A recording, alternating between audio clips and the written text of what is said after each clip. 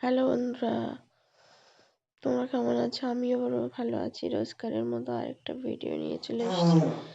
দেখো বন্ধুরা, আজ আমি বানাবো ভেটকি মাছ দিয়ে ঘাটি কচুর ঝোল।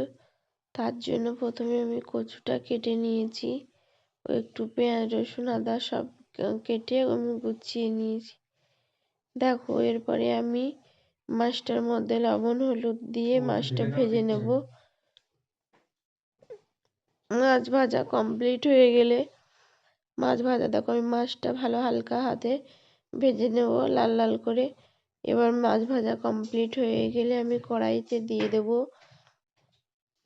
পেঁয়াজ রসুন ফোড়ন দিয়ে আমি পেঁয়াজটাকে লাল লাল করে ভেজে নেব।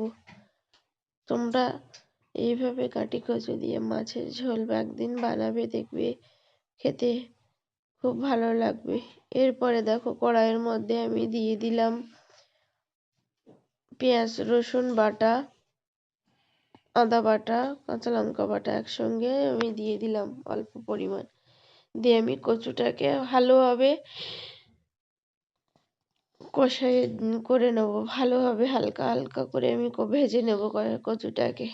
এর মধ্যে আমি কচুর মধ্যে একে একে লবণ হলুদ অ্যাড করব।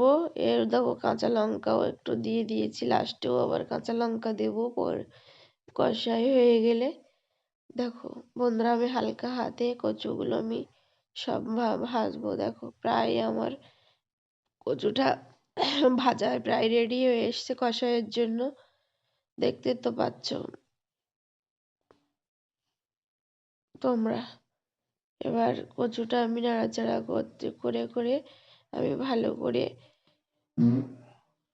করে নেব। এবার দেখো এইভাবে তোমরা যদি মাছের ঝোল বানাও, আমার তো কচু দিয়ে মাছের ঝোল মাঝে মধ্যে খুব ভালো লাগে, কারণ কচু দিয়ে বানালে আমার আমার স্বাদটা ভালো লাগে সবসময় আলু দিয়ে এমনি না, ঝাল করে।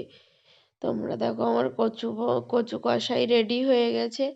এরপর আমি দিয়ে দিলাম কচুর মধ্যে গরম জল অ্যাড করলাম। মানে দেখো ঝোলটা প্রায় ফুটে উঠেছে। ঝোলটা ফুটে ওঠার পরে আমি মাছগুলো দিয়ে দিলাম। মাছগুলো দিয়ে হালকা আঁচে ঢেকে দেবো যত সময় না কচুগুলো ভালো করে সেদ্ধ হয়ে যায়। এরপরে দেখো কচুর মধ্যে আমি এক এক করে জিরের গুঁড়ো, আমি ভাজা জিরের গুঁড়োটা আমি উপর থেকে দিয়ে দেবো। ভাজা জিরের গুঁড়োটা দিলে এত সুন্দর। দেখো আমি আর একটু গরম মশলা গুঁড়োও দিয়ে দিচ্ছি। গরম মশলা গুঁড়ো দিলে মাছের গরম মশলা গুঁড়ো দিয়ে আমি বেশ কিছুটা সময় ঢেকে রেখে দেবো অল্প কিছু সময়। তোমাদের আমার ভিডিওটা কেমন লাগে জানিও। ভিডিওটা ভালো লাগলে লাইক কমেন্ট শেয়ার করো, পাশে থেকো।